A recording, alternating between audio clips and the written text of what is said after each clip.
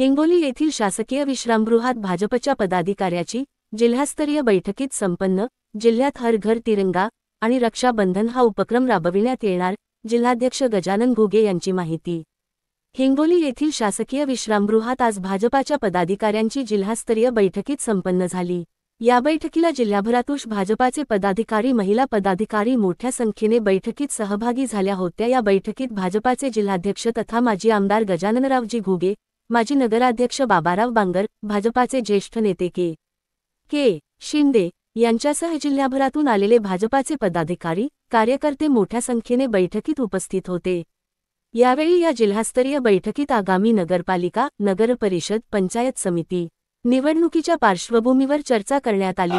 तसेच जिल्ह्याभरात हर घर तिरंगा, रक्षाबंधन हे दोन्ही उपक्रम राबविण्यात येणार आहे। यासाठी भाजपाच्या नेते, पदाधिकारी, कार्यकर्ते यांनी हे दोन्ही उपक्रम राबविण्यासाठी सर्वांनी या उपक्रमात सहभागी व्हावे असे आवाहन करत भाजपाचे जिल्हाध्यक्ष तथा माजी आमदार गजाननराव घुगे यांनी उपस्थितांना मोलाचं मार्गदर्शन केले।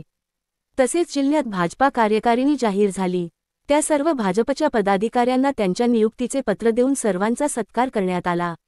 या जिल्हास्तरीय बैठकीला जिल्ह्याभरातून मोठ्या संख्येने भाजपाचे कार्यकर्ते तसेच महिला या बैठकीला मोठ्या संख्येने सहभागी झाल्या होत्या। सहारा टाइम्स नेटवर्क हिंगोली।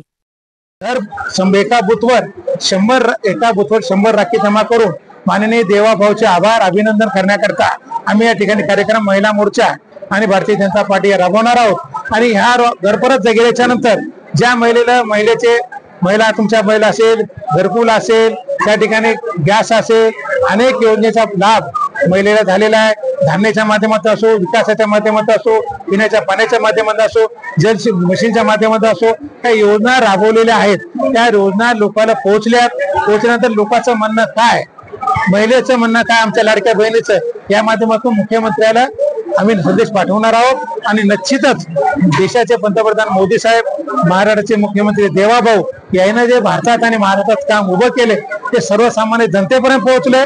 आपण बघितलं असेल की हिंगोली जिल्ह्यामध्ये आज शहरात हिंगोली शहरामध्ये 10,000 घरकुल मिळाले, कळमनुरी सारख्या ठिकाणी 2,500 घरकुल आले, कोसमत सारख्या ठिकाणी 4,000 घरकुल आले। एकही अशी ग्रामपंचायत नाही की ज्या ठिकाणी 40 ते 50 घरकुल त्या ठिकाणी आलेले नाही।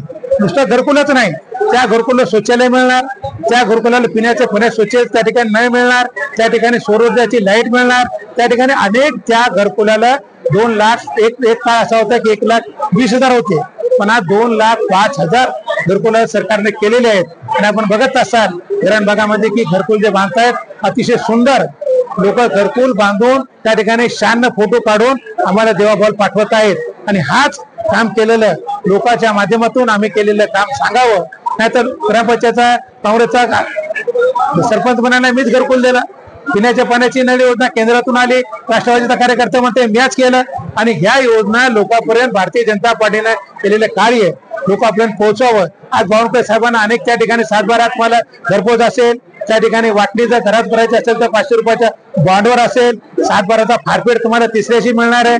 अनेक योजना आपण घरापर्यंत आणि फ्री मध्ये सर्वसामान्य माणसाच्या योजना लोकांपर्यंत। 1 गुंठ्याची रजिस्ट्री होत नव्हती, सर्वात मोठा प्रॉब्लेम होता, तो बावनकुळे साहेबांना तो प्रॉब्लेम दूर केला। आज गुंठेवारी त्या ठिकाणी रजिस्ट्री सुरू झाली, त्याचा हजारो लाखो रुपये आपण द्यायचे कोणाकडून आणि त्या ठिकाणी गुंठेवारीची रजिस्ट्री करायची, पण आज ती सुद्धा दूर झालेली आहे। पांधन रस्ते त्या ठिकाणी आज पांधन रस्ते मापण्याची सिस्टीम इतकी मोठी केलेली आहे की त्याला संरक्षण पोलीस स्वतः सरकार देणार आहे।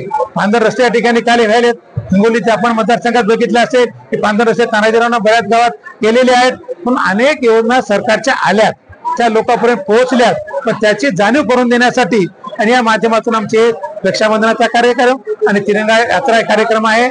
आणि येणाऱ्या काळात आम्ही जिल्हा परिषद, पंचायत समिती, नगरपालिकेच्या माध्यमातून कार्यकर्त्याला चार्जिंग करण्याकरता, कार्यकर्त्यांना उत्साहित करण्याकरता आणि कार्यकर्त्यांना निवडणूक करण्याकरता मी तयारी करावी, या माध्यमातून आम्ही जिल्हा कार्यकारिणीची बैठक घेतलेली आहे। आणि आम्ही जिल्हा कार्यकारिणी जी आमची होती ती काल जाहीर केली, त्याचे या ठिकाणी सुद्धा मी माझ्या जिल्हा कार्यकारिणीचे हिंगोली जिल्ह्याच्या वतीने त्यांचे त्या ठिकाणी अभिनंदन करतो, शुभेच्छा देतो आणि त्यांना सूचना केल्यात आम्ही येणाऱ्या काळामध्ये आपण भारतीय जनता पार्टीचं कार्य आपण लोकांपर्यंत त्यांनी न्यावं ही त्याच्याकडून अपेक्षा।